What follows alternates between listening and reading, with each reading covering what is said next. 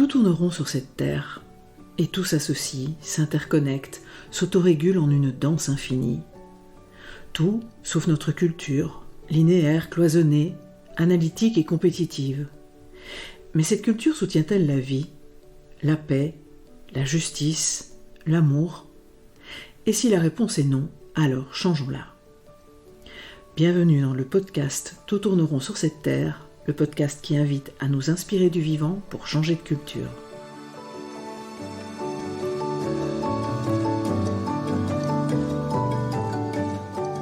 Je suis Marine Simon, grande amoureuse du vivant et facilitatrice en intelligence collective et gouvernance participative.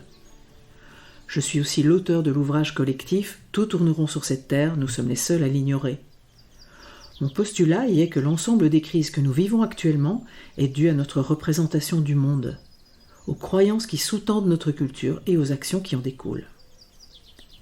Au cours de la première saison de ce podcast, nous avons exploré avec des chercheurs et chercheuses du vivant ce qui en fait les principes. Adossée à ces partages, la seconde saison a pour thème « Bâtir une société humaine qui soutienne la vie ». Ce podcast s'adresse à notre tête, mais aussi à nos sens et surtout à nos cœurs.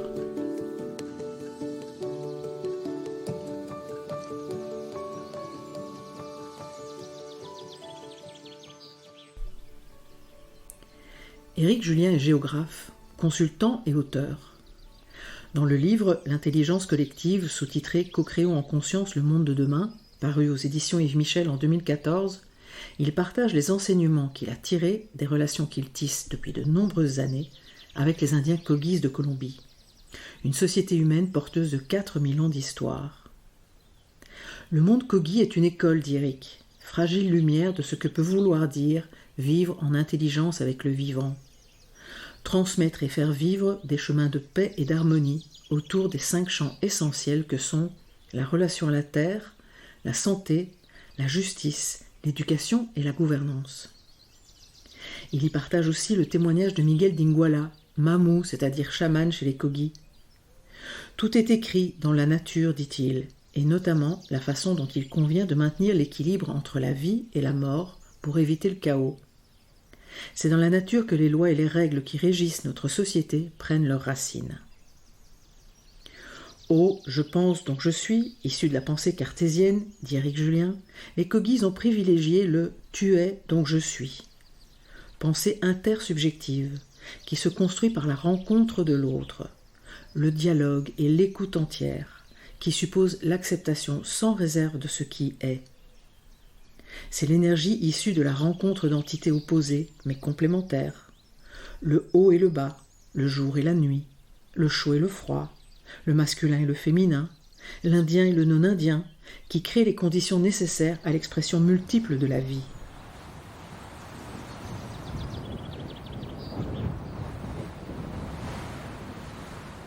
Bienvenue dans ce nouvel épisode qui aborde comment nous pouvons commencer à nous appliquer ces enseignements. L'ouvrage d'où provient cet extrait est le livre sur l'intelligence collective que nous avons coécrit à 7 en intelligence collective. Cela veut dire que nous avons co-construit sa trame, ses chapitres, mais aussi décidé du style d'écriture, de ses phrases courtes ou longues, de la personnalisation ou pas des partages, mais aussi de la mise en page ensemble. Ensuite, une fois les chapitres distribués entre nous, pour gardiennage, nous en avons tous et toutes nourri l'écriture en réagissant, complétant les écrits des uns et des autres. Et nous avons aussi traversé de sacrées tempêtes, celle d'un mauvais calibrage de signes entre autres, qui nous a obligés à réduire d'un quart nos écrits à 2 mois de la remise du manuscrit. Une véritable odyssée de 2 ans en intelligence collective, dans laquelle Yves Michel, notre éditeur, nous avait rejoints pour les étapes finales. Merci à lui. Et merci encore à mes compagnes et compagnons de voyage, Christine Marsan, Thomas-Emmanuel Gérard, Gauthier Chapelle, Jérôme Lavance, Sybille Saint-Giron et Éric Julien pour cette formidable aventure coopérative.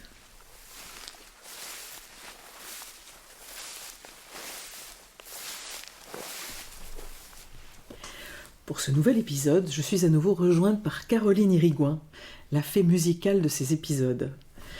nous allons y évoquer un sujet, ou plutôt des pratiques qui nous tiennent à cœur toutes les deux, et qui font mon quotidien depuis plus de 15 ans, les pratiques d'intelligence collective. Et ce sont des pratiques qui, à mon sens, permettent d'entrer vraiment dans ce changement de culture auquel je nous invite à travers mes écrits et ce podcast. Bonjour Caroline.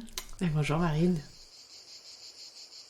Pour commencer cet épisode, je vais te poser la question traditionnelle à laquelle tu as déjà répondu lors de notre précédent épisode ensemble, mais qui du coup va avoir une teinte particulière pour cet épisode dédié à l'intelligence collective et comment on peut la vivre au quotidien.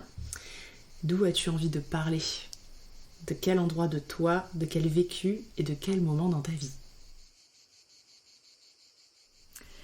Alors j'ai envie de parler d'un soir, je suis sur le parking d'un hôtel avec mon ami Michael. On vient de terminer une mission dans laquelle on a utilisé pour la première fois ces pratiques d'intelligence collective qui nous a fait sur plusieurs semaines travailler avec des managers d'une organisation, à redéfinir le profil managérial parce qu'il y avait plein de choses qui changeaient sur la structure de l'organisation, je ne vais pas rentrer là-dedans, à définir du coup avec eux, avec une trentaine de ces managers, ils sont en tout 80, avec une trentaine de ces managers, définir le changement de profil managérial dans cette organisation avec les changements structurels qui sont en train d'avoir lieu, d'être arrivé dans une organisation bruxelloise avec des francophones et des néerlandophones, d'être arrivé à un texte qui convient à tout le monde avec les pratiques d'intelligence collective où chacun se dit en paix avec tous les mots, toutes les virgules et tous les 3 petits points derrière la virgule, et qui a donné à la suite de ça l'organisation d'un événement toute une journée co-créé avec une vingtaine de ces managers avec lesquels on avait travaillé pour partager tout le travail avec les 80 autres. Et on les a accompagnés en intelligence collective et ils ont dessiné une journée avec des morceaux de pratiques théâtrales pour expliquer chacun des éléments, faire revivre aux 80 managers une partie du travail qu'on avait fait ensemble. Voilà. Nous, on a juste été là pour leur offrir le cadre et les pratiques d'intelligence collective pour faire naître ça. Lors de cette journée, on n'est pas intervenu du tout. On a juste été dans bénéficier de ce résultat. Et il est 18h et on sort, voilà, Michael et moi, récupérer nos voitures sur le parking et je lui dis « Ma vie vient de basculer. Non mais là, j'ai découvert quelque chose, c'est juste énorme. » Voilà, c'est de là que j'ai envie de parler sur ce sujet de l'intelligence collective.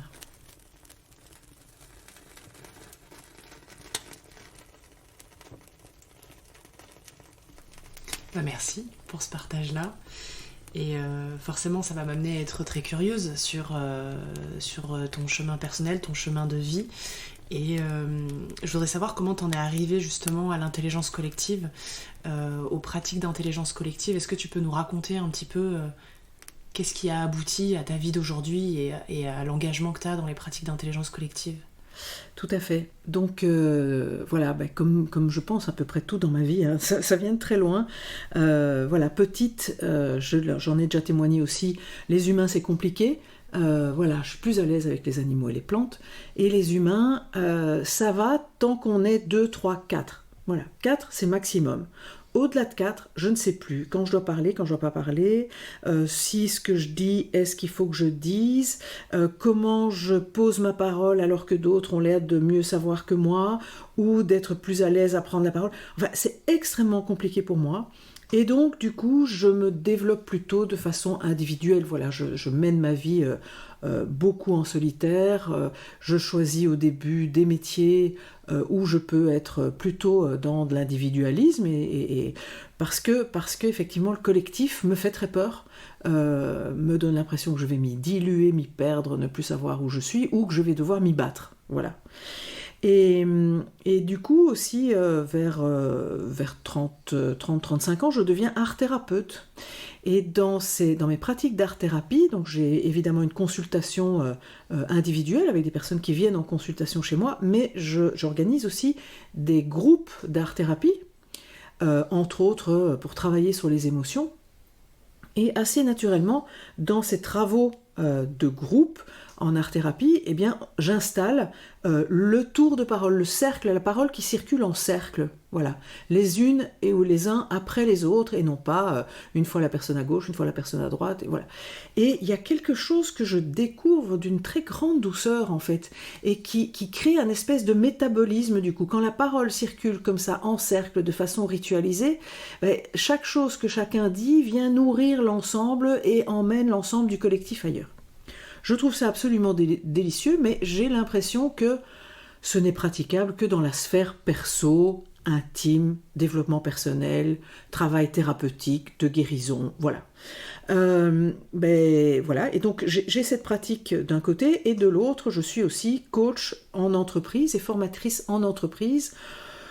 Voilà, où je vois que c'est pas ça qui prévaut, hein, qu'on est plutôt, quand je participe à des réunions, dans ce qu'on connaît bien, hein, les gens se coupent la parole, etc.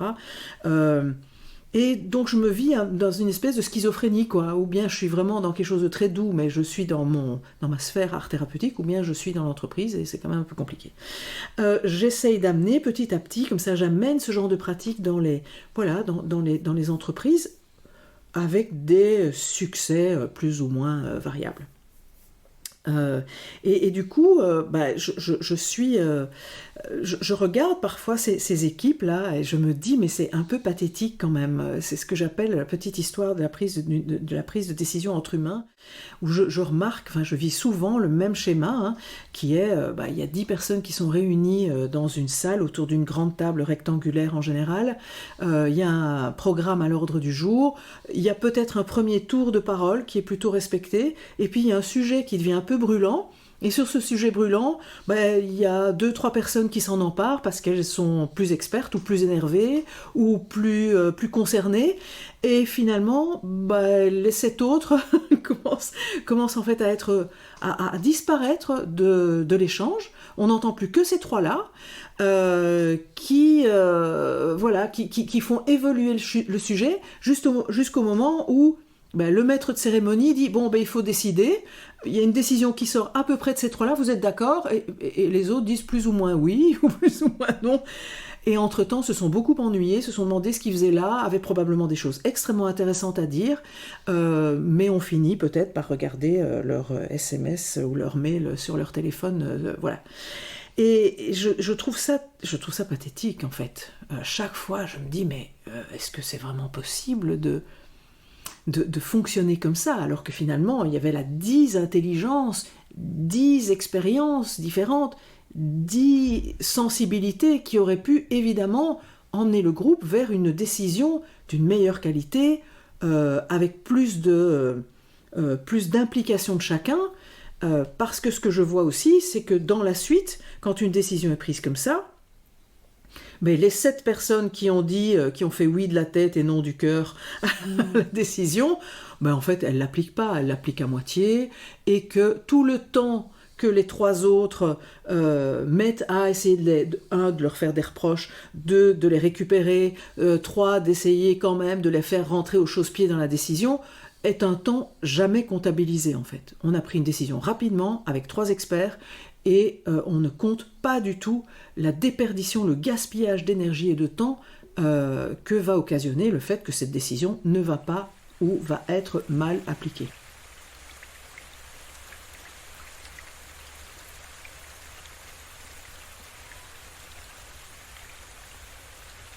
Et à cette époque-là, en fait, un peu avant, je pense que je commence à pratiquer à utiliser les pratiques d'intelligence collective. Je mène aussi une interview, je suis très, très curieuse de ça, avec une 30aine de personnes sur leur niveau de satisfaction des réunions qu'elles mènent du lundi au vendredi dans leurs organisations.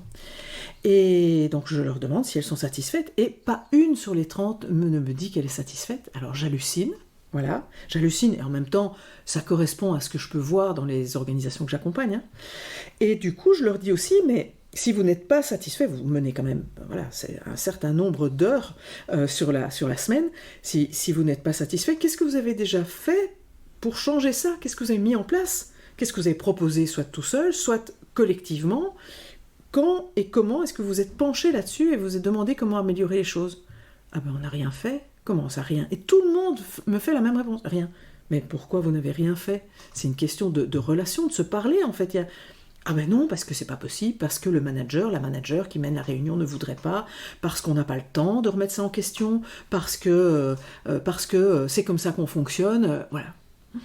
Et je trouve ça effectivement très pathétique pour les êtres intelligents et créatifs que nous sommes tous en fait. Voilà, je mesure là ce dont on a déjà parlé dans d'autres épisodes de podcast, hein, c'est notre état d'analphabète sur la question de la relation. Et du coup, effectivement, quand je découvre les pratiques d'intelligence collective, grâce à des amis autour de moi qui commencent à s'y former par le biais des pratiques de la sociocratie, et que je découvre avec eux ces pratiques, que je fais monter une de mes amies sur une mission en sociocratie, waouh, pour moi c'est une révélation, et c'est une révélation à plusieurs titres pour moi. Parce que comme je suis déjà amoureuse du vivant, que j'ai déjà beaucoup lu sur le vivant, que voilà, pour moi c'est copier le vivant, hein, d'accueillir le vivant, on va le voir en tour de parole, d'accueillir le vivant de chaque personne qui est là, de faire avec le vivant, de faire avec ce qui est là, avec les accords, les désaccords, avec les colorations différentes venues des différentes personnes. Ce sont des pratiques qui permettent à chacun, à chacune de rentrer dans son leadership, dans sa souveraineté à dire où il en est, d'en nourrir le collectif pour emmener le collectif à un niveau de décision ou d'innovation supérieur, voilà, et que ce sont des pratiques que l'on peut utiliser au quotidien, et non plus dans des bulles de formation, des bulles de mise au vert, et qui font que quand les gens reviennent de mise au vert, ils ont du mal à mettre en pratique, parce qu'en fait la vague du quotidien habituel les rattrape. Voilà, et donc pour toutes ces raisons, je suis très touchée par ça en fait, et aussi parce que ce que je vois dans ces collectifs avec lesquels j'utilise les pratiques d'intelligence collective, c'est que ça guérit aussi les blessures égotiques des uns et des autres. On va voir pourquoi, hein, quand je vais parler des fondamentaux tout à l'heure, je vois que ça guérit les personnes qui osent du coup davantage s'exprimer, qui du coup ont confiance que leur avis ne va pas disparaître sous l'avis du voisin, que même s'ils sont opposés ou différents, en fait, on va prendre ces deux colorations et ça va emmener vers une coloration commune, et ça a une valeur extrêmement importante, et en tant qu'art-thérapeute, à l'époque, pour moi, je découvre des pratiques qui équivalent pour moi à du développement personnel solidaire et non plus solitaire, c'est-à-dire seul avec son thérapeute, et en plus au service du fonctionnement de l'organisation dans laquelle on est tous. Donc c'est assez vertigineux pour moi, voilà. Et je dirais que je termine par ce travail dont j'ai déjà fait le témoignage dans l'épisode autour de mon postulat. C'est tout ce travail que du coup j'ai fait après avec Gauthier Chapelle sur le vivant, comment il fonctionne, quelle stratégie il a retenu, et ces pratiques d'intelligence collective, qu'est-ce qu'elles permettent de faire, et de voir qu'en fait on est vraiment sur des choses très similaires. Voilà.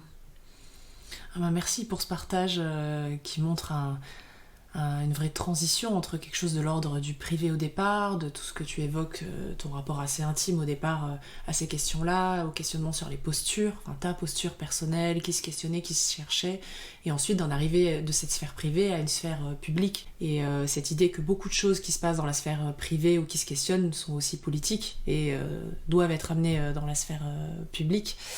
Donc merci de nous partager tout ce chemin-là. La question que j'aurais envie de te poser, donc c'est vrai qu'en ce moment on parle beaucoup d'intelligence collective, on entend beaucoup cette appellation à plusieurs niveaux autour de nous, que ce soit on connaît quelqu'un qui fait de la facilitation comme tu le fais, que ce soit une intervention dans un séminaire dans notre entreprise, que ce soit à l'échelle du gouvernement pour mettre en place une réflexion autour de l'écologie.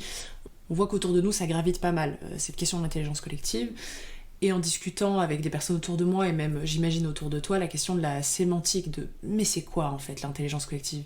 Quels sont ces mots, intelligence collective? Des gens qui disent ça peut vouloir dire tout et n'importe quoi, ou qui peuvent être sceptiques. Est-ce que tu voudrais nous partager ce que tu penses sur cette appellation intelligence collective? Est-ce que tu penses qu'effectivement elle peut rebuter? Qu'est-ce qu'elle veut vraiment dire au fond? Pour aussi nous aider ensemble à mieux comprendre.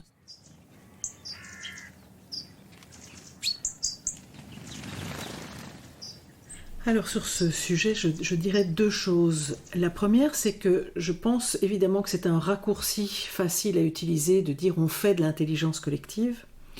C'est un raccourci que parfois j'utilise moi aussi, évidemment, mais avec lequel que je n'approuve pas, parce que pour moi, l'intelligence collective est un potentiel qui existe dans tous les groupes. C'est un potentiel à révéler. Voilà. Et que donc, derrière le verbe faire, c'est plutôt, on va utiliser des pratiques d'intelligence collective, où il faudrait dire des pratiques qui font émerger l'intelligence collective d'un groupe. Voilà. Et pour moi, cette intelligence collective, voilà, pour en avoir pratiqué dans des groupes de tout bord, dans le milieu entreprise, associatif, collectif d'habitants, de tous les niveaux intellectuels, voilà, je peux vraiment attester que tous les humains que j'ai rencontrés sont intelligents et créatifs, et que si on les met dans des processus, soit on va les mettre dans des processus qui vont faire émerger cette intelligence collective, soit on va leur proposer des processus qui vont écraser cette intelligence collective. Et c'est plutôt de ces processus-là dont on a l'habitude, que j'évoquais un peu tout à l'heure dans ma décision dans un groupe d'humains, c'est qu'on a plutôt des pratiques, les pratiques du débat, qui en fait vont plutôt créer de la confrontation, de l'agressivité, et qui du coup ne vont pas du tout convenir à des personnes qui ne sont pas combatives, qui vont faire que on ne va pas écouter certains, que dans le débat, très souvent, chacun ressort renforcé sur son idée et blessé en plus par ce qu'il a reçu comme brutalité de la part de l'autre.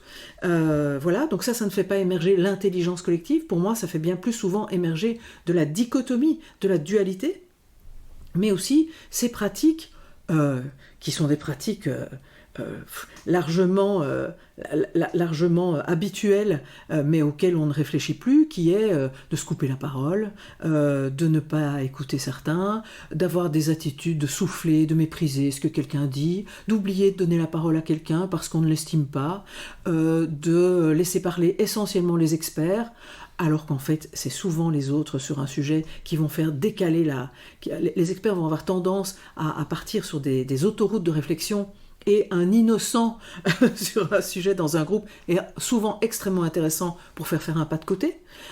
Mais ça, dans nos pratiques, voilà. Autre pratique habituelle, c'est vite, une réunion vite, on s'assied vite, on ne prend pas la température des personnes, donc on ne sait pas où en est chacun de sa qualité de présence à la réunion. Les gens partent une demi-heure avant la fin. C'est pas grave, ça crée des espèces de courants d'air comme ça qui demandent à ceux qui restent de mettre plus d'énergie pour les remettre encore dans la boucle. Mais voilà, toutes ces pratiques-là, pour moi, écrasent l'intelligence collective, ne la laissent pas du tout émerger, alors que les pratiques qu'on va développer ici créent un contenant qui vont permettre justement que ce potentiel s'exprime dans le groupe.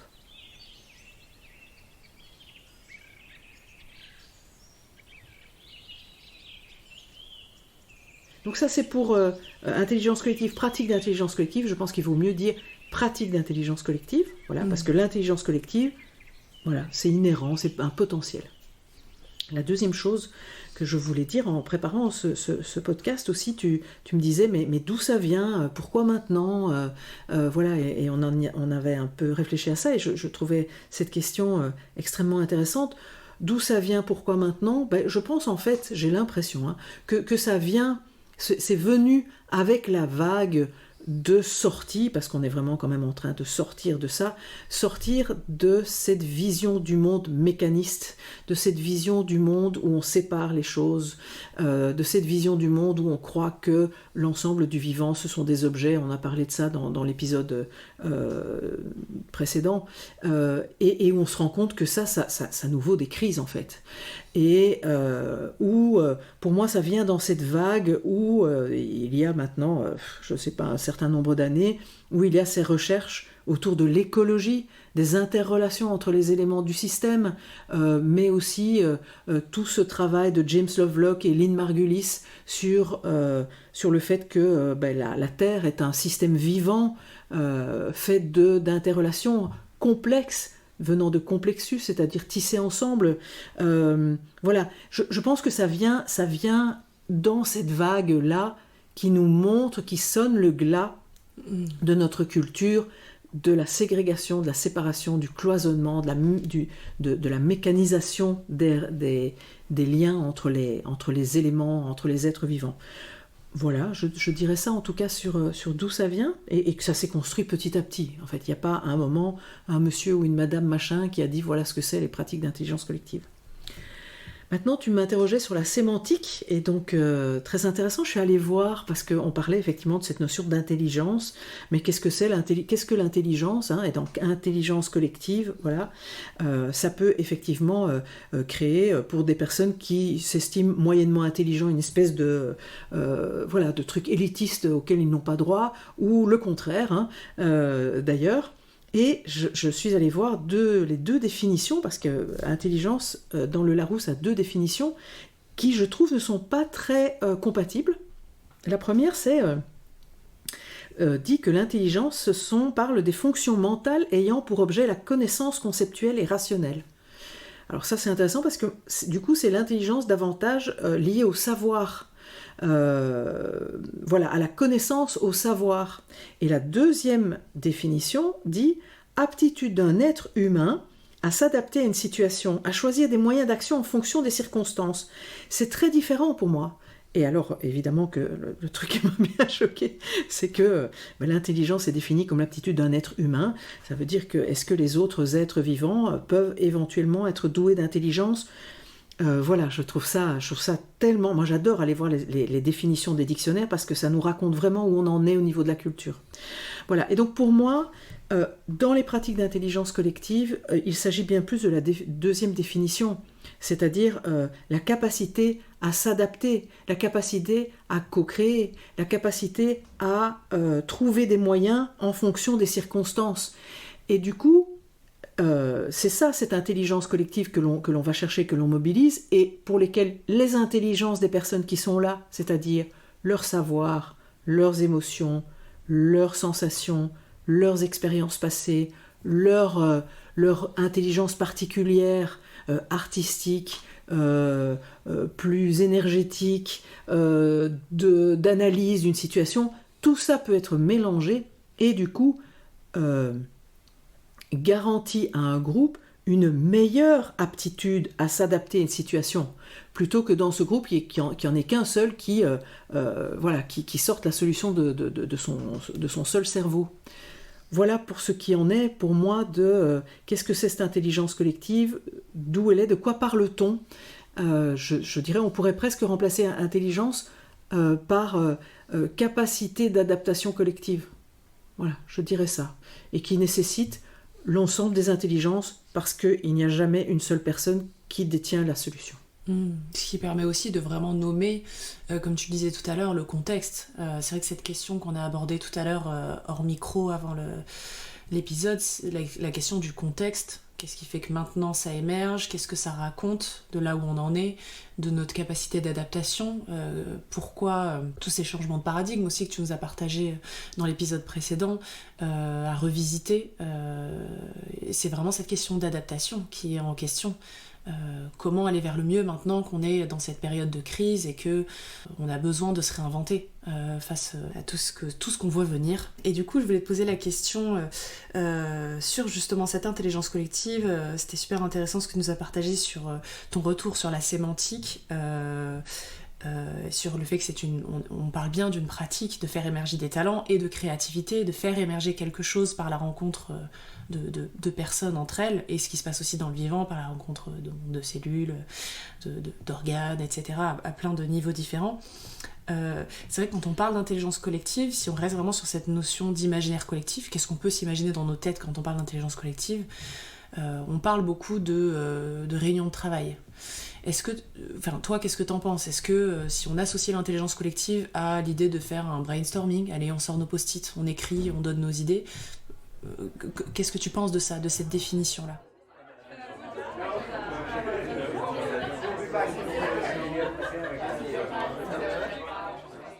Pour moi, les pratiques d'intelligence collective, c'est à la fois des techniques de réunion qui vont permettre d'inclure tout le monde, hein. Vraiment le principe fondamental des pratiques d'intelligence collective, c'est l'inclusion de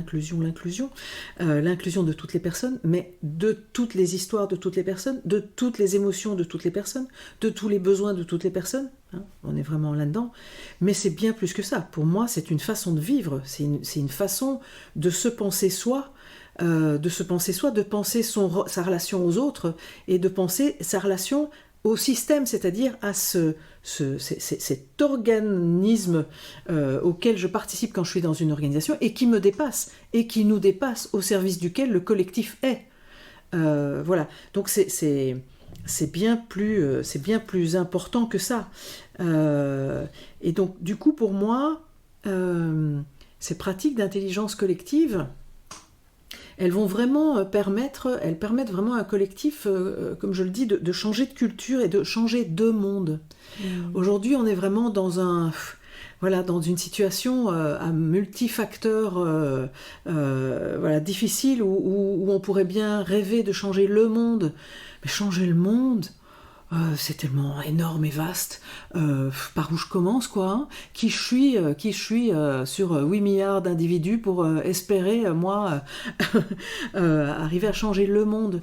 Mais pour moi, ces pratiques d'intelligence collective, elles permettent déjà de changer deux mondes, c'est-à-dire de passer d'une pratique collective où on ne s'écoute pas, on s'interrompt, on débat, quelqu'un lance une idée, tiens on pourrait faire ça, et immanquablement il y a quelqu'un qui dit oh non mais on l'a déjà fait, oui mais peut-être que si on fait comme ça, non mais ça ne marchera pas, voilà, et qui finalement cette idée qui était belle au départ, elle devient un petit tas de cendres là au milieu du groupe, ce qui est presque insultant pour notre créativité.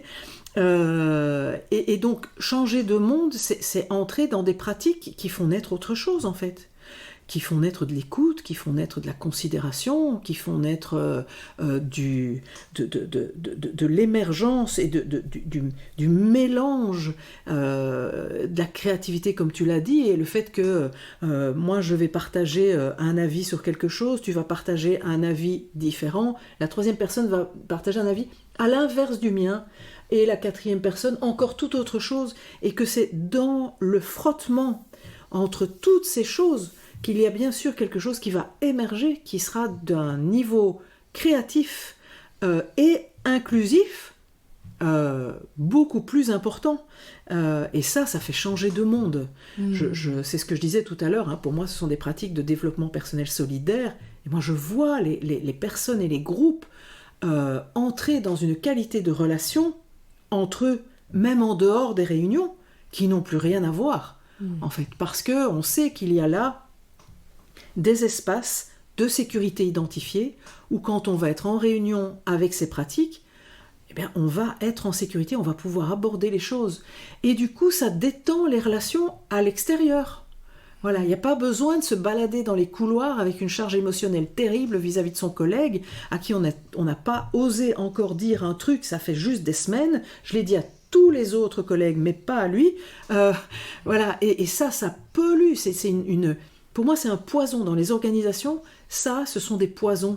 Toutes ces choses qu'on ne dit pas, que l'on ne partage pas, que l'on n'écoute pas, ce sont des poisons qui circulent dans les couloirs et qui minent vraiment tout le potentiel qui existe dans le fait d'être en interrelation saine les uns avec les autres. Voilà. Et donc pour moi, c'est vraiment, dans un collectif, se mettre à pratiquer, à utiliser ces pratiques avec ces fondamentaux, on va en parler, c'est vraiment changer de monde. C'est presque aller vers une utopie. Parce que tant qu'on ne les connaît pas, ces pratiques, on ne peut pas imaginer que ce soit possible.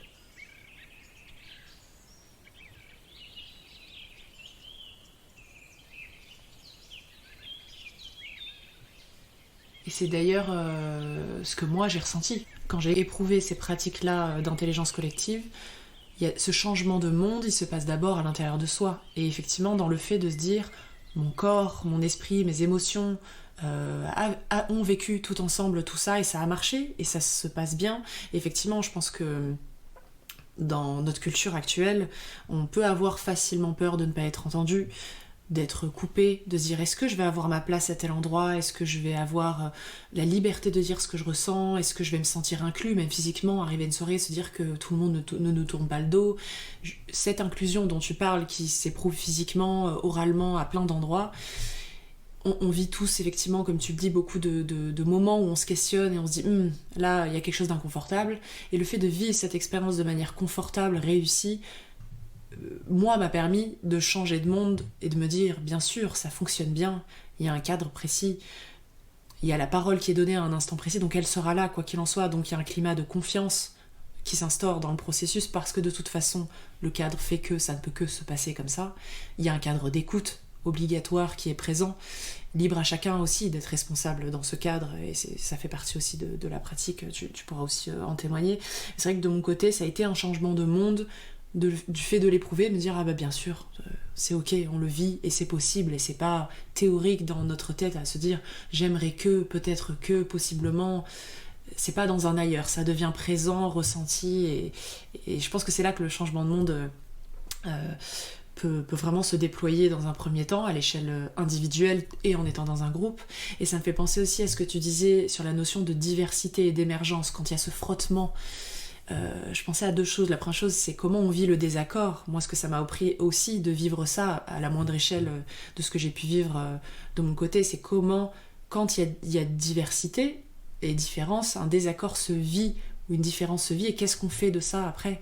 Parce qu'on peut avoir aussi naturellement assez peur, en entreprise notamment, entre amis quand on fait des choix, dans la famille quand on fait des choix aussi, avoir peur du désaccord, et se dire oula, on va soit l'éviter, soit du coup exprimer de la colère parce qu'on veut pas du désaccord, et du coup un peu ce rejet du désaccord, alors qu'en intelligence collective, ce désaccord devient fécond, et du coup, c'est ok, le désaccord peut avoir lieu, et il est même aucun problème pour être en désaccord, ça devient bienvenu. Et je pensais au livre d'Émile Servan-Schreiber, Super collectif, où à un moment donné, il fait une étude sur des personnes qui sont expertes dans des domaines, dans ce que tu disais, dans une réunion, 3 personnes qui peut-être potentiellement sont expertes et vont plus prendre la parole que les autres, et lui faisait état du fait que dans des études menées de manière très approfondie et sur plusieurs années, le résultat de la diversité des points de vue de personnes qui ne connaissent pas un sujet, d'autant plus qu'elles sont différentes dans le groupe, va avoir beaucoup plus d'impact sur une solution pérenne, durable et juste que un groupe d'experts qui sont effectivement dans une pensée très ciblée dans leur domaine, parce qu'on va se nourrir de la diversité des points de vue différents. Donc je voulais juste rebondir sur cette question-là qui me semblait très pertinente, sur le fait que changer de monde, ça commence par le fait de le vivre et de ressentir ce que ça fait à l'intérieur de nous. Donc je trouvais très pertinent ce que tu partages. Tout à fait, et puis tu parles effectivement de cette guérison relationnelle dont tu évoques ça, et il s'agit vraiment de ça pour moi.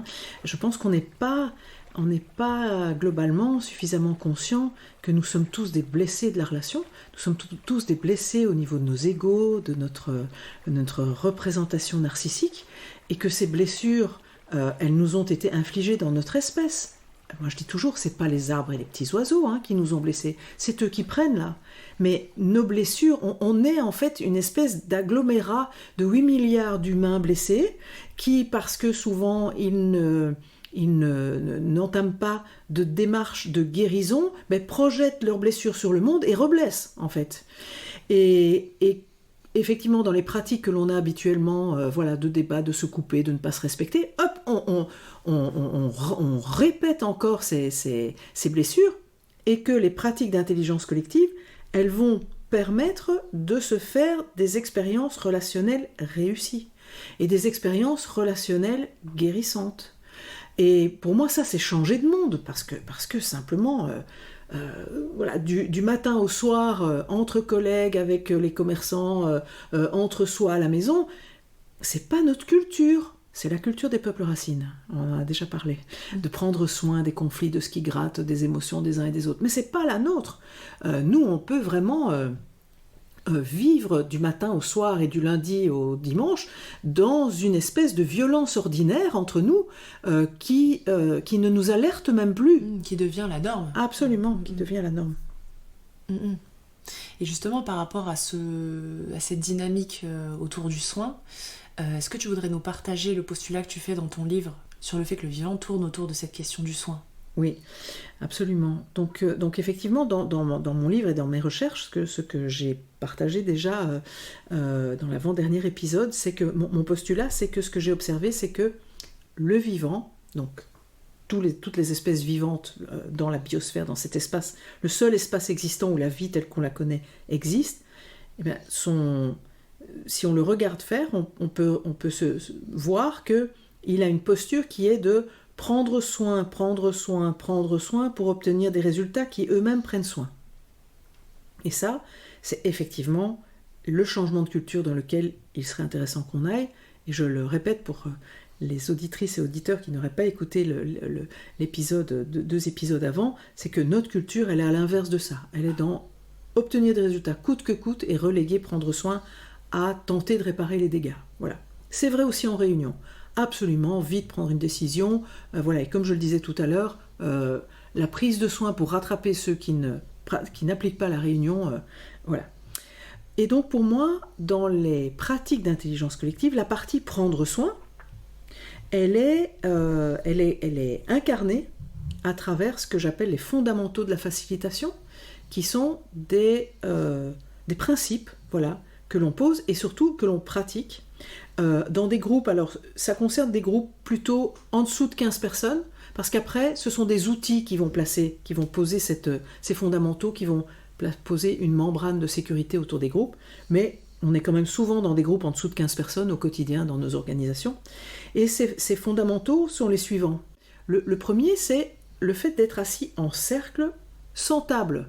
Alors ça déjà, voilà, le nombre d'organisations où la table elle est non seulement rectangulaire mais boulonnée au sol, voilà, qu'est-ce que ça donne ? Le fait d'être là en cercle sans table permet en fait de ne pas avoir de barrières les uns vis-à-vis des autres, d'être en cercle autour d'un espace vide qui est l'espace du nous, que l'on va nourrir de nos réflexions. Ça permet aussi de voir tout le monde et du coup d'être en égalité par rapport au regard. Alors c'est aussi une forme qui est la forme la plus commune dans le vivant, qui est ce cercle, et c'est aussi la forme qu'adoptent les peuples racines pour se réunir. C'est vraiment ce cercle, c'est un cercle de dialogue, c'est un cercle d'échange. Et pour moi, ce premier fondamental, il invite surtout à l'équité de poids de parole, c'est-à-dire que chacun va être traité de la même manière dans ce cercle, et de la manière qui est que chacun va être dans sa responsabilité de parler à partir de son niveau de responsabilité dans l'organisation. Donc ça veut dire que si dans un cercle comme ça il y a 3 niveaux hiérarchiques, chaque personne va parler à partir de son cercle de responsabilité dans l'organisation, mais le poids de la personne qui a le plus haut niveau de responsabilité n'est pas plus important, le poids de la parole n'est pas plus important que le poids de ce que va dire quelqu'un qui a un niveau hiérarchique 3 fois inférieur. Voilà. Donc ce cercle pose l'équité du poids de parole. Le deuxième fondamental, c'est d'être en tour de parole, systématiquement en tour de parole, dans le sens des aiguilles d'une montre. Alors ça installe un rituel qui permet de sortir du débat, qui permet de sortir de « Ah, ça y est, je vais dire un truc. Oh non, mais c'est pas mon tour. Oh, elle a mieux parlé que moi. Oh, il vient de dire ce que je m'apprêtais à dire. Alors c'est pas la peine que je m'exprime. » Et donc ce tour de parole va poser la responsabilité de la prise de parole dans le groupe, et responsabilité de prise de parole, c'est-à-dire que la parole va immanquablement à un moment arriver à moi, quitte à ce que je dise, je n'ai rien à dire. Voilà. Mais en tout cas, j'aurais pris ma responsabilité. Et ça, souvent, je vois dans les collectifs sont très inquiets et se demandent qu'est-ce qu'on fait avec ceux qui tiennent le crachoir, qui monopolisent la parole. Et je leur dis souvent, ok, ils prennent de la place. Mais les personnes qui ne disent rien dans une réunion, est-ce que vraiment elles ne prennent pas de place ? Et puis quand je leur demande, mais où est-ce qu'elles prennent de la place ? Souvent elles prennent de la place dans le questionnement des uns et des autres. Mais pourquoi il ne dit rien ? Et en fait, qu'est-ce qu'il en pense ? Qu'est-ce qu'elle en pense ? Et après, à la machine à café, tu as remarqué, il y a Christine, ça fait déjà 3 réunions qu'elle ne dit rien, mais qu'est-ce qu'elle a ? Est-ce que tu sais ? Voilà. Elles vont prendre, des personnes qui ne disent rien, vont prendre aussi de la place, mais à un autre endroit. Et du coup, ce tour de parole va inviter, en tout cas, il n'y a aucune obligation à dire ce que j'ai pas envie de dire, mais va obliger les personnes à rentrer dans leur responsabilité de porter leur parole à partir du moment où elles font partie de ce cercle.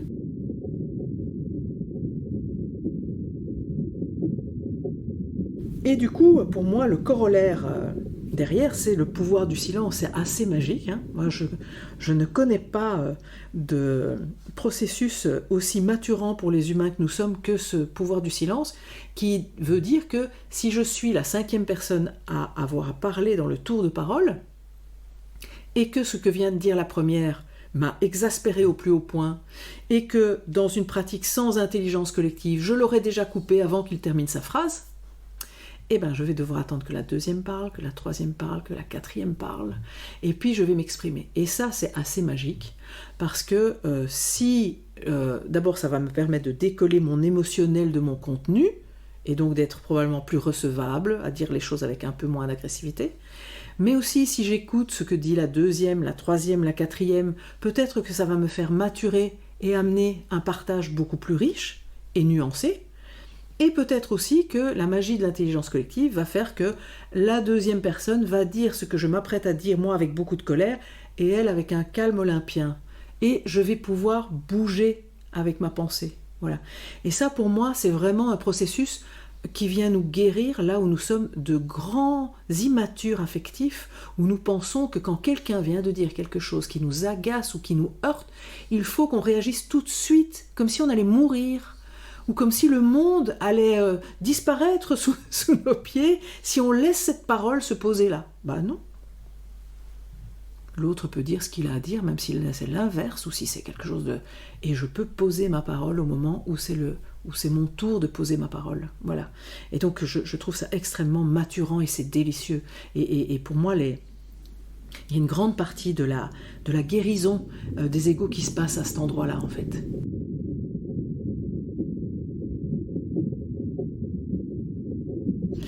Le fondamental suivant, c'est qu'on va déposer sa parole au centre. Ça tombe bien, le centre est vide pour accueillir la parole de chacun. Alors même si ça termine écrit sur une feuille de papier ou en tout cas, ça veut dire que chacun va poser sa parole en toute liberté, en toute responsabilité au centre du nous, et qu'une fois que c'est déposé, ça n'appartient plus à personne. Souvent d'ailleurs, les choses qui sont dites sont notées au paperboard et juste numérotées. Et à un moment, on ne sait plus qui a dit l'idée 3, qui a dit l'idée 15. C'est une contribution totale au groupe. Voilà.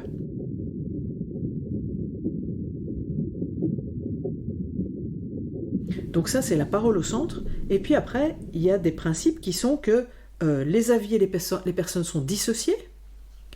Et peut-être aussi, dans la parole au centre, il y a le fait que l'on ne va jamais faire référence à ce que Véronique a dit, comme Véronique a dit, ou contrairement à ce qu'a dit Patrick.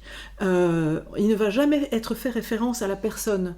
Éventuellement, je peux dire « j'ai la même idée que la 3 ». Et il n'y a aucun souci pour poser une idée, une parole qui soit aux antipodes de tout ce qui a déjà été posé. Peu importe, ça peut être apposé. Et donc ça, c'est ce que ça raconte, c'est que les avis et les personnes sont dissociés.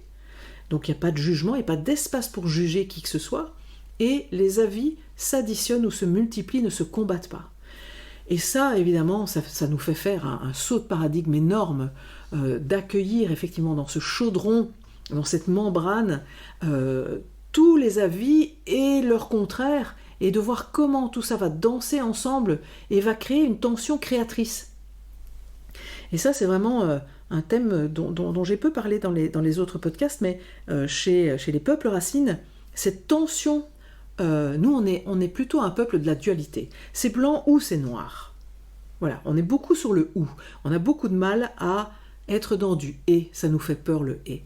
Les peuples racines, entre autres par exemple les Kogis, adorent cette tension créatrice, cette tension du et ils le vivent très concrètement dans le fait qu'ils ont une pratique, tous les hommes et les femmes, de tissage.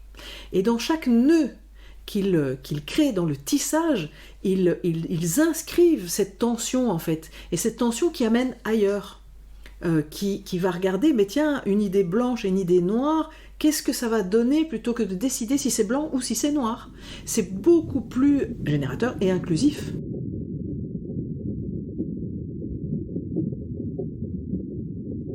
Et le dernier fondamental, c'est que le facilitateur, donc il faut un facilitateur ou une facilitatrice, est gardien du cercle, donc de ce cercle d'humains qui est là, il tient la membrane, il tient en sécurité le cercle, et de toutes ces règles que l'on vient de poser, et aussi des règles qui font partie des outils derrière.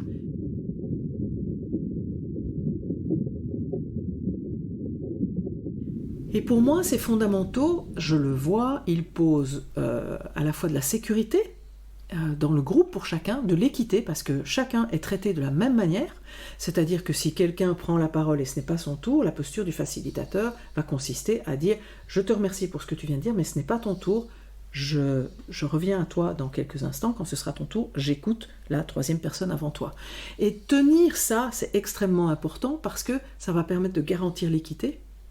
La liberté de parole, chacun peut dire exactement ce qu'il souhaite dire au bon moment, et au bon moment, ça veut dire au moment où ça va être traité, alors que nous, on passe notre temps à dire des choses extrêmement importantes à la machine à café, sur des problématiques que tout le monde vit, mais qui ne se règlent nulle part, parce que ce n'est pas en les disant à la machine à café que ça va résoudre le problème.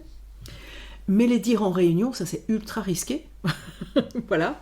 Donc ici, c'est dis tout ce que tu as à dire au bon moment, c'est-à-dire au moment où on va vraiment pouvoir le traiter, en faire quelque chose, l'intégrer.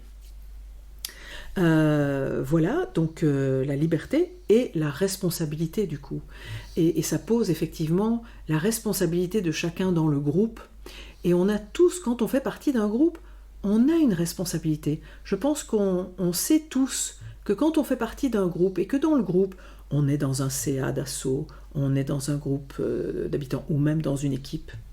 Et dans cette équipe, on voit qu'il y a quelqu'un qui se défile tout le temps, qui arrive en retard aux réunions, qui ne partage jamais sa parole. Voilà. Et en fait, c'est pas que ça va nous être égal, c'est pas que voilà, on va se passer de lui, on va faire comme s'il n'était pas là. Non, non.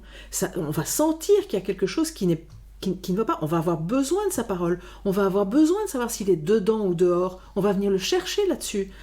Et donc, pour moi, effectivement, la responsabilité de chacun, une fois qu'on fait partie d'un cercle, elle est extrêmement importante pour nourrir ce groupe, pour le faire évoluer. C'est comme un morceau d'ADN, en fait. C'est un morceau de l'ADN du groupe qui ne peut pas faire semblant qu'il n'en est pas un. Voilà.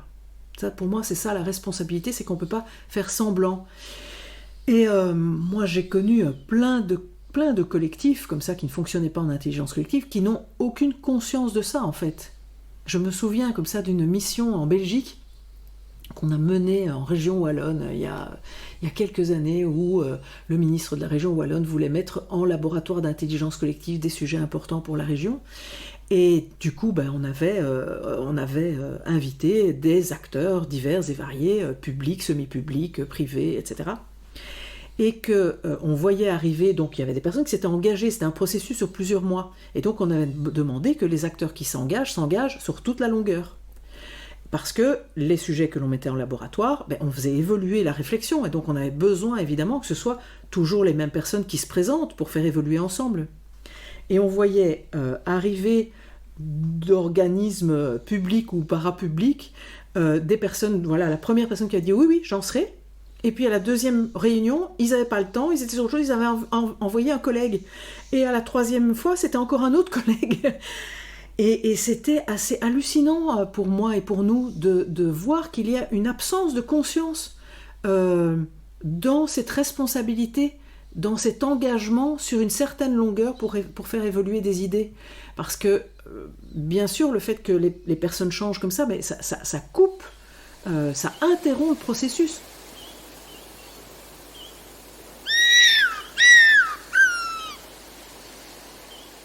On a vu que tous ces fondamentaux posent le prendre soin, prendre soin, prendre soin, prendre soin, pour obtenir des résultats. Et alors la partie obtenir des résultats en intelligence collective, elle va être incarnée par des outils divers. Des outils pour prendre des décisions ensemble, des outils pour élire des représentants, des outils pour chercher des solutions, des outils pour faire des futurisations, pour se projeter sur un projet à venir. Voilà, ça ce sont les outils qui permettent de produire du coup.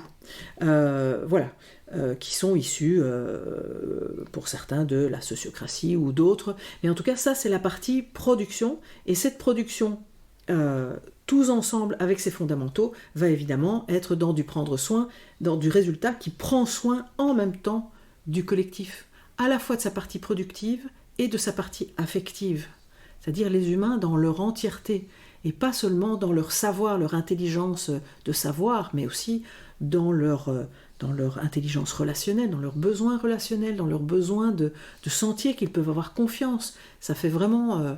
Ça cultive la confiance entre les humains d'un collectif.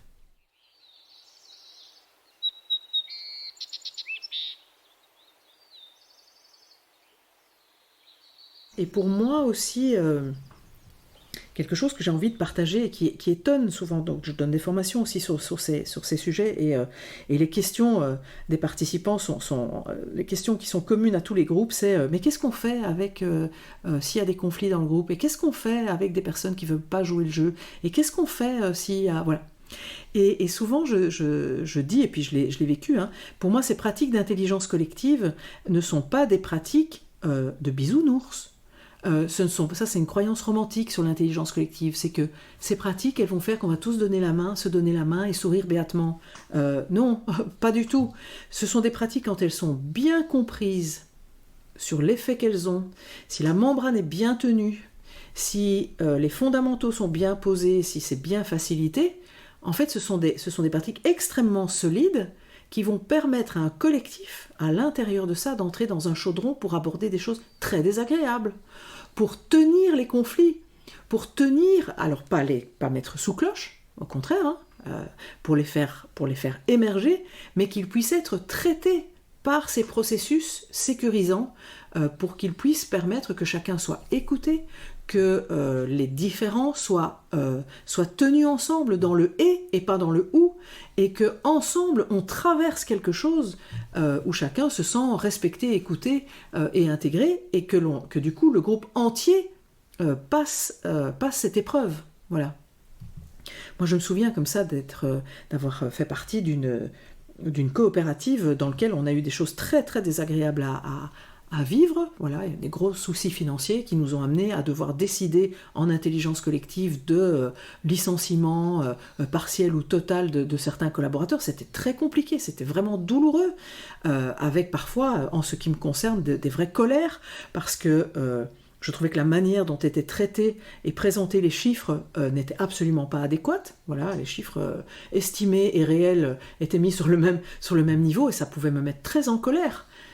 Mais on traitait ça dans la membrane des processus d'intelligence collective, on allait au bout du truc, et après j'étais ravie d'aller manger un spaghetti avec mes collègues. Ça n'entamait pas, voilà, il y avait un endroit où traiter les choses jusqu'au bout, et après je pouvais vraiment, j'étais même touchée qu'ensemble on ait traversé cette tempête, quoi, qu'on ait pris ces décisions difficiles. Et après, je pouvais vraiment aller m'attabler avec eux sans être... en ayant conscience qu'on avait vécu une vraie aventure humaine, quoi. Et qu'on pouvait vraiment célébrer le fait d'y être arrivé et de passer à un moment amical. Et avec tout ce que tu nous partages sur ces fondamentaux, sur aussi cette vision de l'intelligence collective qu'on vient un peu de recibler par rapport à une vision qu'on peut avoir quand on découvre ou quand on ne connaît pas. Est-ce que tu penses que l'intelligence collective, telle que tu la pratiques, telle qu'elle est pratiquée, peut s'appliquer partout ? Parce qu'on s'imagine par exemple des scènes familiales, par exemple sur des retrouvailles pour des anniversaires ou des moments forts où on se dit wow, comment on va appliquer l'intelligence collective dans un cadre où justement les relations sont pas du tout les mêmes que dans un cadre de travail ou même dans un cercle d'amis qui s'organise pour faire une sortie, on est 15, comment on va décider. Est-ce que selon tous les écosystèmes, le travail, les amis, le couple, la famille te semble applicable dans des dynamiques relationnelles différentes? Considères-tu qu'elle est applicable partout? Alors ça parle effectivement d'une question qui vient souvent aussi dans les formations voilà, autour de moi sur l'intelligence collective. Il y a plusieurs niveaux. Il y a une question qui vient souvent qui est: quelles sont les limites de l'intelligence collective, des pratiques d'intelligence collective? Je veux te dire après 15 ans que je n'en vois pas de limite aux pratiques. Ce que je vois comme limite aux pratiques d'intelligence collective, ce sont les contextes dans lesquels on les applique. Quand on les regarde, ces pratiques d'intelligence collective, on peut se dire « Non mais ça c'est ultra enviable. Qui pourrait ne pas avoir envie de ça ?» Voilà, d'un cercle dans lequel on se sent écouté, respecté, où la parole est non seulement écoutée, prise en compte, on la retrouve dans les décisions. Waouh, ça ressemble plutôt au paradis terrestre. Sauf qu'il y a des collectifs qui ne se sont pas construits là-dessus. Il y a des collectifs qui se sont construits sur d'autres logiques, sur d'autres cultures, des cultures hiérarchiques fortes, des cultures parfois de harcèlement, des cultures de prise de pouvoir des uns sur les autres, des cultures de ce que j'appelle des baronnies à l'intérieur de collectifs, donc des gens qui créent des alliances avec des loyautés. Et j'ai vraiment vu que quand on approche ce genre de collectif avec des pratiques d'intelligence collective, en fait, ça violente le système. C'est tellement à l'inverse que c'est extrêmement compliqué. Voilà, dans ces collectifs, parfois, il y a des cadavres dans les placards. On est bien content qu'ils restent dans les placards, parce qu'en fait, il n'y a pas les moyens. S'ils devaient sortir du placard, ça fait exploser le collectif. Donc, quand dans ce genre de contexte, vous amenez des pratiques d'intelligence collective qui posent la sécurité, la liberté, la responsabilité, il est libre à tous ceux qui sentent qu'il y a des cadavres dans les placards de le dire. Mais après, il faut les gérer. Donc, dans ce genre d'écosystème, ces pratiques peuvent vraiment être ressenties. Et moi, j'ai eu quelques missions comme ça où j'ai vécu que ces pratiques mettaient le système en danger. Et donc ne peuvent pas, ne sont pas souhaitables, voilà.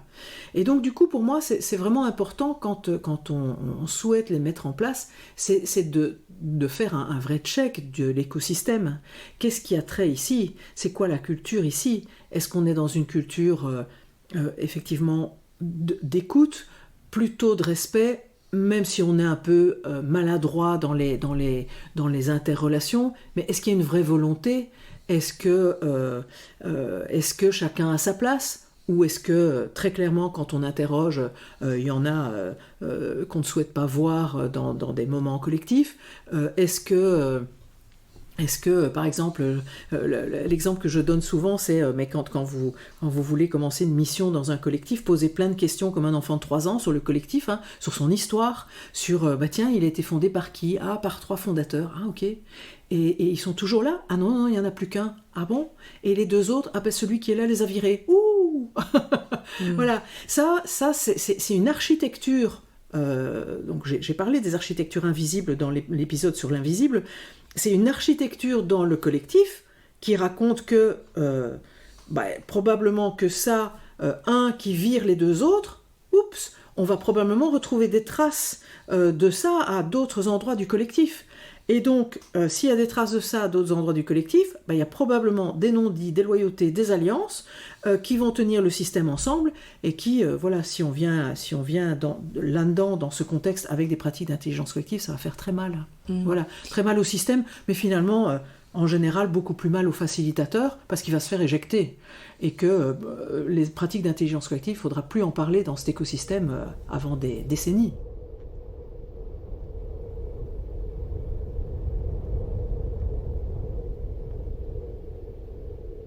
Oui, donc finalement, il y a quand même toute cette posture d'observation. S'il devait y avoir une réponse à cette question, l'intelligence collective est-elle applicable partout? Si je comprends bien, il y a une invitation de ta part à observer le contexte et la culture du lieu où elle pourrait être appliquée. Et ce qui, moi, me fait penser au principe de la permaculture, où il y a toute une dynamique d'observation au préalable de l'écosystème dans lequel on va être amené à cultiver et à créer des liens. Et donc du coup, est-ce que tu voudrais nous parler des parallèles que tu fais entre l'intelligence collective et la permaculture, que tu évoques beaucoup dans ton livre? Oui, je peux effectivement en parler. Donc, en tout cas, effectivement, cette permaculture, donc j'avais dit précédemment que quand j'ai découvert la permaculture, ça a été vraiment un saisissement pour moi parce que je voyais que les principes de la permaculture étaient les principes de l'intelligence collective que je pratiquais depuis 10 ans. Et effectivement, le premier principe opérationnel de la permaculture, c'est observer, observer, observer et interagir. Voilà. Et vraiment avec cette invitation dans son application au potager, quand on acquiert un terrain, de ne rien faire pendant 1 an, mais d'aller observer ce qui pousse naturellement, les vents, l'ensoleillement, le ravinement des pluies, voilà, la nature du sol. Et on va faire la même chose en intelligence collective. Et quelque chose qui me semble extrêmement important à partager, c'est que facilitateur en intelligence collective, c'est pas animateur géo de Club Med. Voilà, on n'arrive pas comme un conquérant en disant hop hop hop, on va les animer ces gens-là. Non, votre matériau quand on est facilitateur, le matériau c'est les humains qui sont là. C'est les humains avec leur culture, c'est les humains avec les humains qui sont là, c'est leur intelligence qu'il faut mettre en laboratoire, créer un contenant qui permette qu'elle émerge. Et donc évidemment que je vais beaucoup interroger, mais qui sont ces humains? Ça c'est mon matériau. Les outils que j'ai dans ma valise, c'est le véhicule que je vais leur offrir pour aller d'un point A à un point B. Mais je vais surtout aller observer, faire connaissance avec ces humains, avec ce qu'ils ont déjà vécu, avec ce qu'ils n'ont pas encore vécu, avec est-ce que c'est facile pour eux, est-ce que c'est facile pour eux d'être dans du partage de mots, ou est-ce que c'est un public pour qui le partage de mots vraiment non, et donc il va falloir que je propose d'autres manières de partager. Est-ce que c'est un public qui a déjà pratiqué ou pas du tout? Est-ce que c'est un public qui est dans un management entre du participatif et de l'imposer, auquel cas il va falloir que je sois prudente pour pas ouvrir les vannes tout à coup et puis que le résultat ne puisse pas être pris en charge par ce collectif.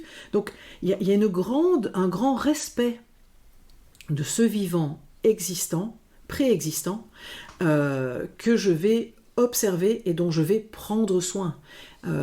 L'idée n'est pas du tout d'arriver avec moi je sais, en tant que facilitateur, je sais ce qui est bon pour vous. Non, le collectif va vous dire ce qui serait bon pour eux. Voilà. Et à nous, en tant que facilitateurs, de proposer un véhicule qui, on l'espère, va le mieux possible les emmener d'un point A à un point B, dont tout le monde ignore tout, parce qu'il y a un grand facteur de surprise, évidemment. Voilà. Et du coup, donc ça c'est le premier effectivement principe de permaculture qui se vit en intelligence collective. Et puis il y en a au moins 3 autres, puis il y en a 12 en tout, je ne vais pas les citer ici, ce sera l'objet d'un autre épisode. Il y a ce principe qui dit intégrer au lieu de ségréguer. Et ça parle effectivement de notre culture qui ségrègue et qui cloisonne, et ici on va faire le contraire. On va vraiment inclure le plus possible tout le vivant qui est là, et tous les vivants, et comme je le dis, avec leurs émotions, avec leurs reconnaissances, avec leurs expertises, leurs talents. Voilà. Le troisième, c'est se servir de la diversité et la valoriser. Donc on va plutôt essayer faire en sorte de valoriser toutes les différences, non seulement les différences du collectif qui est là, mais peut-être inviter de la diversité, faire venir de la diversité pour que justement on crée quelque chose qui soit d'un niveau en termes de créativité meilleur que si on est dans l'entre-soi, avoir tous les mêmes visions des choses. Voilà. Et le dernier que je partagerai là, c'est utiliser les solutions lentes et à petite échelle. Donc pour la permaculture, comme dans le vivant, donc, puisque la permaculture est inspiré du vivant qui lui-même a un rythme lent, hein, le vivant a un rythme lent, mais surtout le vivant, ce que l'on observe dans le vivant, c'est que non seulement c'est lent, mais surtout le vivant ne saute pas d'étape. Et ça, c'est le plus important. Et donc, en intelligence collective, souvent les personnes disent « Ah, mais ça prend du temps ». Oui, certes, les pratiques d'intelligence collective prennent du temps. Mais prennent du temps qui va construire de la conscience, du temps qui va construire de la richesse relationnelle, de la richesse de solutions. Et moi, ce que je vois, c'est qu'effectivement, ce temps lent des pratiques d'intelligence collective fait faire des sauts de conscience qui va faire que le groupe va monter de conscience et puis de nouveau faire un travail lent. Voilà. Et la représentation que j'ai, c'est vraiment un escalier comme ça. Voilà. Il y a une marche, c'est lent. Il y a un saut de conscience, on est sur la marche suivante. Il y a un saut de conscience. Et que finalement, si on trace une diagonale sur la crête de toutes les marches, eh bien, ces groupes qui fonctionnent en intelligence collective, pour moi, vont plus vite que les autres. C'est comme si, pour moi, c'est aller vite lentement.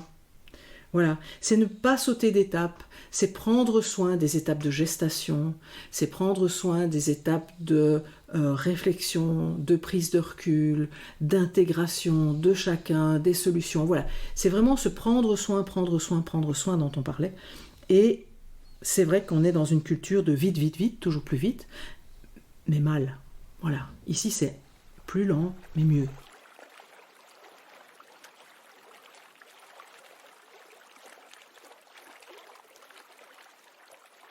Je voulais revenir aussi sur, tu me demandais tout à l'heure, mais ces pratiques sont-elles applicables partout ? Et donc j'ai parlé effectivement de la limite qui est la limite des contextes, la maturité des contextes, ou de l'ambiance productive des contextes. Et pour moi, il y a aussi les espaces de pratique qui sont divers et variés. C'est pas une question de milieu. Bien sûr que pour moi, la condition nécessaire pour utiliser ces pratiques, c'est que le groupe ait quelque chose à produire. Si c'est juste pour aller manger un spaghetti ensemble, il n'y a pas besoin. Voilà. Si c'est pour organiser 15 jours de randonnée, peut-être que ça devient intéressant. On est 4 ou 5 ou 6 ou 10. Ça peut être intéressant parce que là, on a à produire 15 jours de randonnée qui soient respectueuses pour tous, agréables pour tous, qui intègrent tous les rythmes, les personnes pour qui c'est facile de se faire des dénivelés incroyables et les personnes pour qui ça ne l'est pas. Donc ça devient intéressant. Et donc pour moi, ce sont des pratiques qu'on peut utiliser dans le champ du professionnel, dans le champ de l'associatif, mais aussi dans le champ familial. Et en termes d'exemples familial, je vais en donner 2 que je pratique avec mes enfants. Donc moi j'ai des grands-enfants qui ont entre 40 et 29 ans. Et des belles-filles, c'est 3 garçons. Et donc j'ai mes belles-filles aussi. Il y a un moment de notre vie, avec mes 2 plus jeunes enfants, on partageait un appartement à Bruxelles. Je vivais à Paris, en partie à Bruxelles. Et donc moi je remontais dans cet appartement 1 semaine par mois. Et eux occupaient cet appartement tout le temps. Et puis la cogestion de cet appartement était assez catastrophique. Quand j'arrivais, il y a des monceaux de vaisselle, des monceaux de trucs à repasser, des poubelles. Moi ça me convenait pas du tout. Ça convenait pas bien à un des 2 non plus, mais qui avait pris le parti de manger dans sa chambre sur son assiette, laver son assiette, parce que son frère était très très bordélique. Voilà. Et donc à un moment, je leur dis, mais moi, je vous propose qu'on gère ça en intelligence collective. Et ils ont été d'accord tous les 2. Bon, ils sont un peu habitués quand même depuis le temps.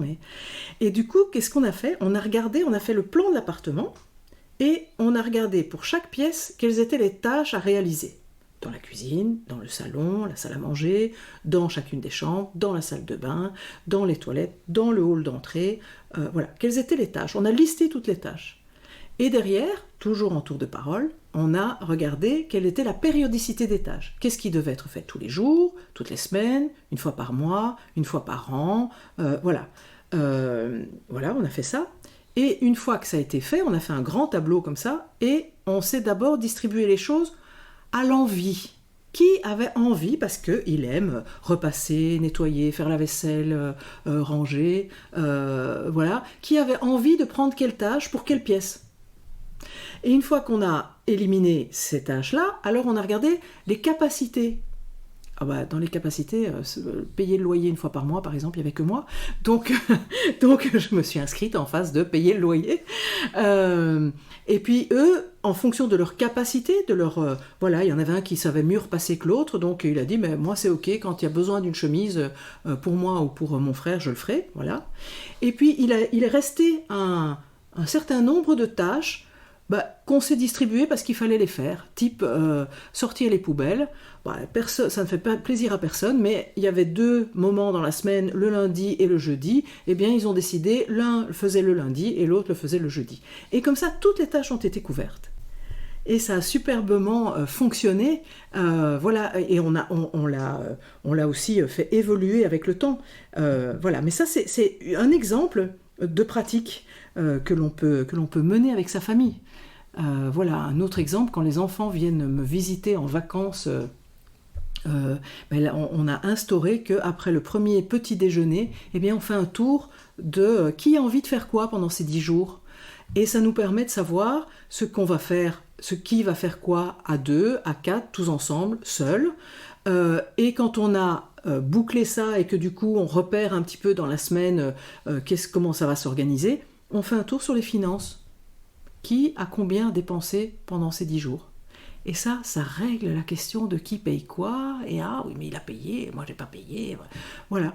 Et c'est assez délicieux. Voilà, et aujourd'hui c'est une de mes belles filles qui après le premier petit déjeuner dit bon, on fait les tours de parole, et je trouve ça vraiment, vraiment très très chouette. C'est pour ça que je dis que c'est pour moi pas une technique de réunion, c'est une manière de vivre. C'est une manière d'inclure le collectif dans lequel je suis, d'inclure les interrelations, de les rendre les plus fluides, agréables, créatives possibles. Merci pour ce partage autant de tous les fondamentaux de l'intelligence collective, de toutes les pratiques, comment elles se pratiquent, des exemples dans lesquels elles peuvent se pratiquer, notamment en famille, où c'est, à mon avis, l'écosystème dans lequel c'est le plus difficile d'arriver à mettre en place ces pratiques-là. Les exemples aussi au travail, de restituer cette idée de réunion, de qui parle, qui ne parle pas. Ça donne bien à voir ce qui peut se faire et ce qui peut se dénouer aussi, suite aux problèmes que peuvent rencontrer la plupart d'entre nous sur beaucoup de problématiques sur lesquelles on peut se retrouver. Donc c'est très intéressant aussi de faire le lien avec la permaculture dans ton livre. Bon, j'invite de nouveau les auditrices et auditeurs à lire ce livre qui est très riche d'exemples et de perspectives pour justement changer de monde, changer son rapport au monde et du coup le monde en lui-même face aux différentes crises qu'on peut voir venir. Merci Marine. Merci Caroline. Merci aux auditrices et aux auditeurs. À bientôt.